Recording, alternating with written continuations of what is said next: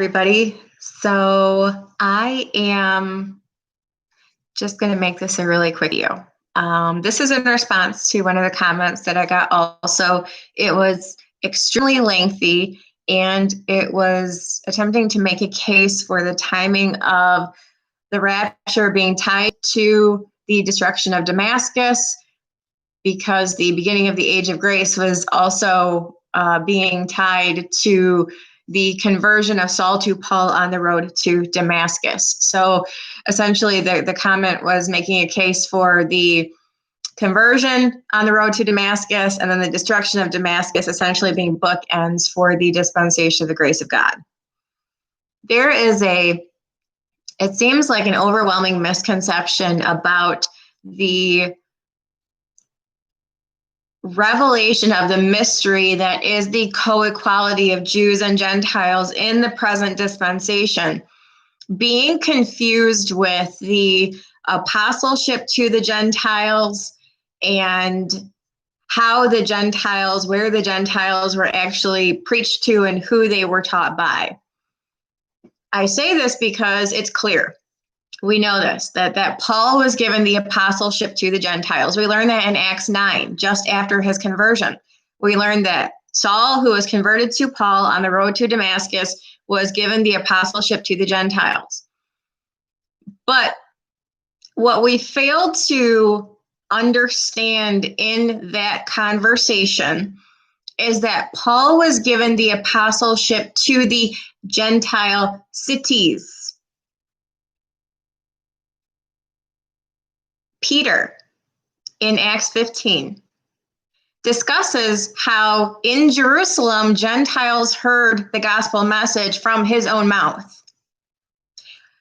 Peter and James and the apostles, the 12, were given the commission to preach to the Jews in Judea. Conversely, Paul was given the apostleship to the Gentiles in the Gentile cities. The book of Acts is key to all of this. When you go through Paul's missionary journeys, every single one of them in Gentile cities, he was preaching in Jewish synagogues to the Jews and to the Gentiles who decided to congregate with the Jews for the purpose of hearing the gospel message. Paul was given the apostleship to the Gentile cities. I believe that this is a very necessary clarification that needs to be made, because people believe that only Paul ever taught to Gentiles and only the 12 apostles ever taught to the Jews. And that couldn't be further from the truth. I would implore you guys who immediately cast aside what I'm saying or don't believe it to go through the book of Acts. I'm just going to pick a few references real quick. And I'm saying this because the dispensation of the grace of God, when did that begin? It did not begin when Saul was converted to Paul on the road to Damascus. It began on the cross, when Jesus, in the most gracious act that has ever and will ever occur, laid his life down for the sins of the world. The dispensation of the grace of God, the grace of God was dispensed through the sacrifice of Christ on the cross. The commission to take the message of co-equality of Jews and Gentiles under the new covenant during the present dispensation of the grace of God was not given to Paul after Paul was converted, to go to the Gentile cities to tell them about what Jesus did for them. But Jesus had already done it for them, and thus there was a message to share in the Gentile cities. The dispensation of the grace of God was not predicated upon who Paul decided to share it with. It was predicated upon the fact that there was a message at all, which was based on what Jesus did. This whole idea of hyper-dispensationalism and Paul's gospel and Peter's gospel. No, my friends, it is the gospel of Jesus Christ that Paul preached and Peter preached. It is not their own gospels. It is the gospel of Jesus Christ that they shared in different locations to whatever people group assembled in those locations for the express purpose of hearing the gospel of Jesus Christ. So let's look at this. Acts 15, Peter's own words. What does Peter say?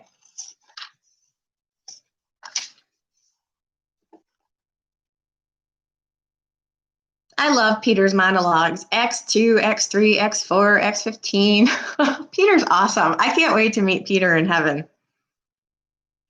Acts 15:7, and when there had been much disputing, Peter rose up and said unto them, Men and brethren, ye know how that a good while ago God made choice among us, that the Gentiles by my mouth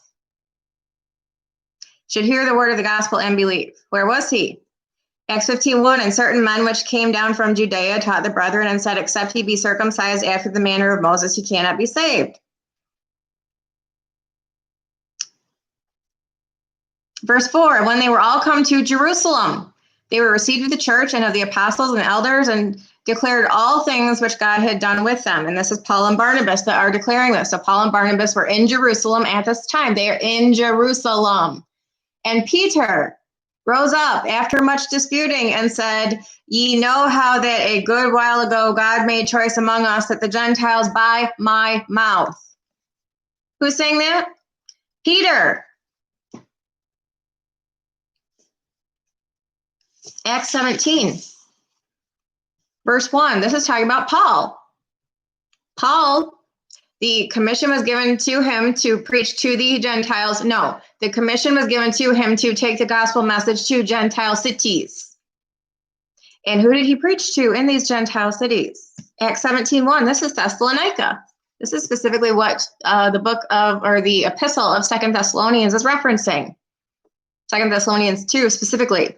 Now when they had passed through Amphipolis and Apollonia, they came to Thessalonica, where was a synagogue of the Jews. And Paul, as his manner was, which means that this was customary for him in these Gentile cities to seek out synagogues to preach at. Why? Because the Jews wouldn't come to the Gentiles, but the Gentiles would go to the Jews. So he went to the Jews' stomping ground to preach to the Jews. As his manner was in Gentile cities, go to the synagogue, meet the Jews in their own level, knowing that the Gentiles would have no problem coming to them, so that everyone could hear. Paul, as his manner was, went in unto them in 3 Sabbath days, because that's when the scriptures are taught, on the Sabbath in the synagogues. With 3 Sabbath days reasoned with them out of the scriptures. And what was he teaching? Opening, alleging that Christ must needs have suffered and risen again from the dead, and this Jesus whom I preach unto you is Christ. We do ourselves a big disservice to understanding the bounds within these guys operated when we try to say Gentile people, Paul, Jew people, Peter, and the 12 apostles. What we really should be recognizing and differentiating here is it's Gentile cities. Paul, giving the apostleship to the Gentiles, to the Gentile cities. And who did he teach to when he was there? Jews and Gentiles. Now, who did he write the epistles to? These Gentile cities. So the apostleship to the Gentiles, the epistles are to Gentiles. But when he was actually there on his missionary journeys, where did he teach? In Jewish synagogues. So let us not be confused, and let us not separate what should not be separated and say that Paul didn't teach to the Jews. Yeah, he did. In fact, his whole purpose when you go to Romans 11 was that he's magnifying his office among the Gentiles, the Gentile cities, because his heart's desire is to save his own brethren, according to his kinsmen, according to the flesh. The whole purpose of his ministry. So do you think that he's going to leave the Jews out of his ministry when they are right there in these Gentile cities? If given the opportunity to preach to them and to save them, would one think that if his goal is to save them, that he wouldn't make use of what he's given? Of course he would. And so when you go through the book of Acts and you look at Paul's missionary journey in these Gentile cities, where is he teaching? Every single time in Jewish synagogues. And on the flip side of that, let's not for a second think that the 12 apostles in Jerusalem, in Judea, never taught Gentiles. Peter, by his own words, says that the Gentiles heard the gospel message out of his own mouth. Because of course there's Gentiles in Jerusalem. And of course they're going to want to hear.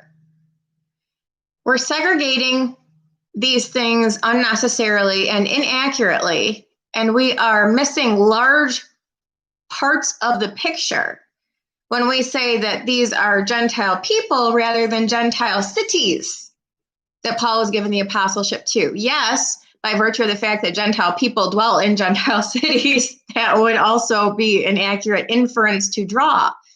But it's very clear that there were also Jewish synagogues. The Gentile cities that he sought out were those which possessed Jewish synagogues, so that he could preach to both in these Gentile cities. Damascus, on the road to Damascus, he was saved. He goes into Damascus, and what's the first thing he does in Acts 9? He finds a Jewish synagogue in the Gentile city of Damascus to tell his brethren they've got it all wrong. And they're like, hold on, wait a second. Aren't you the same guy who was just killing people for saying the same thing that you're now saying? The very first thing he did was go to the Gentile city of Damascus and find a synagogue of the Jews to try to set his own kinsmen according to the flesh straight.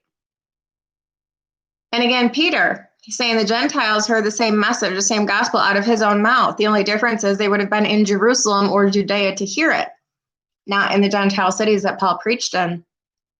So when did the dispensation of the grace of God begin? On the cross, with the single most gracious act that has ever existed and will ever exist. The whole reason for the gospel message, to whomever it is preached, wherever it is preached, whenever it is preached, it is the gospel of Jesus Christ, be it Paul that taught it in Gentile cities to Jews and Gentiles, or Peter or James who taught it in Jerusalem to Jews and Gentiles. In any dispensation, for any reason, for any purpose going forward under the new covenant, the dispensation of the grace of God is the gospel of Jesus Christ. We are only ever saved by grace through faith. People were only ever saved by grace through faith. The big part here is the co-equality of Jews and Gentiles, because prior to Jesus going to the cross, it was only preached to the Jews, to Israel. But now it is open to everyone. And yes, Paul was given the commission to preach to these Gentile cities who had not previously heard, unless they were in Judea, to hear.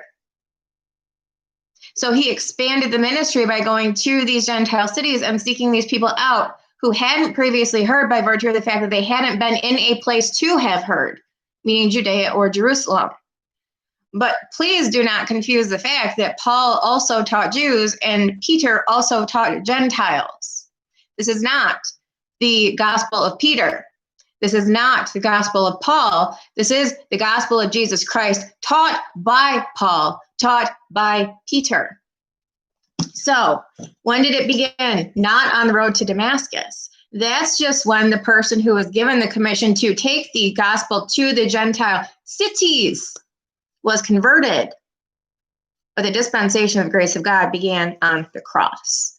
And we must make no mistake about that, because it is always about Jesus and what Jesus did. Let's not make it about Peter. Let's not make it about Paul. Let's make it about Jesus, because the gospel is about Jesus, what Jesus did for us to save us. And we aren't saved by Paul. We're saved by believing in Jesus. We're not saved by Peter. We're saved by believing in Jesus. They were simply responsible for disseminating the message about Jesus. So no, Damascus is not a bookend from the beginning, and it's not a bookend at the end either, because the destruction of Damascus doesn't come until the second coming of Jesus, when all of the cities of the nations fall. Revelation 16, then great Babylon comes into remembrance before Jesus, before God, to give to her the cup of the wine of the fierceness of his wrath. All of the cities of the nations falling is your Damascus and your Babylon. It's read Jeremiah 46 through 49, and Amos 1 and 2, and Zephaniah 2 and 3. There's like a whole bunch of parallel passages, and Damascus is only one of those cities. people put great emphasis on this for some reason, and my guess it's because of the Syrian war, where it was kind of like front and center. But Damascus is only one of half a dozen cities that are mentioned in parallel passages in the book of Jeremiah and Amos and Zephaniah and Obadiah, a whole bunch of these places. So there's really no reason to specifically focus on that. We're told at the same time, all of these cities of the nations fall. So when you kind of put them side by side, that's only one of them. Damascus is not a bookend for the beginning or the end of the dispensation of the grace of God. The cross is the beginning, and the rapture of the church will be the end of it. And yes, people will still be saved by grace through faith in the 70th week, but there is a significant, Israel is back in the forefront. And that's essentially what the dispensation of the grace of God is it's the interim period between the end of the 69 weeks and the beginning of the 70th week. When you remove this period of time, which is the dispensation of the grace of God, you have Israel-centric, and they're, 69 goes right into 70. But we have this interim period in the middle where Gentiles are invited to partake of heavenly promises through faith in Christ. Does that mean that Gentiles won't be saved in the 70th week? Of course they will. Of course they will. But it is a 70th week specific judgment of the land and the people of Israel. And that's the difference. Right now, it's kind of an aside, I guess. 69 weeks are done, and we're awaiting this time period where it goes back to Israel focus. But that doesn't mean that the Gentiles aren't going to be saved. It's not like they have to be saved in this time period. They can't be saved later. It's where the focus lies. And right now, it's on a period of co-equality. Jews and Gentiles are both invited to partake of heavenly promises through faith in Christ. That part doesn't actually change in the 70th week either, because salvation is still going to be in the same faith in Christ. It's just finishing the judgment that was prophesied to occur specifically regarding the land and the people of Israel. So Israel comes back to the fore. And then obviously in the millennial kingdom, Israel will sit atop the nations. But I just wanted to kind of clarify something that I think is important, because we have this whole hyper dispensational viewpoint, or just this whole thing of, well, we only pay attention to certain epistles because they're only written to the church, and we don't pay attention to these other ones because they're written to the Jews and things like that. And it's kind of like, no, we look at the whole Bible, we read all of it, because even if it doesn't directly apply to us, we can learn stuff. And just because, we're not Hebrew people specifically, the book of Hebrews is actually my favorite, because you really, really get to know Jesus when you read the book and study the book of Hebrews. First and Second Peter, I really like too. I mean, there's don't start cutting stuff out just because you think it doesn't apply, because Paul's your apostle. No, he's not. Okay. He was the apostle to Gentile cities. What did he do when he was there? Taught to the Jews. And what did Peter do in Jerusalem, along with the rest of the 12, when they were in Jerusalem? Preached to the Jews, but does that mean that they excluded Gentiles if the Gentiles came to hear?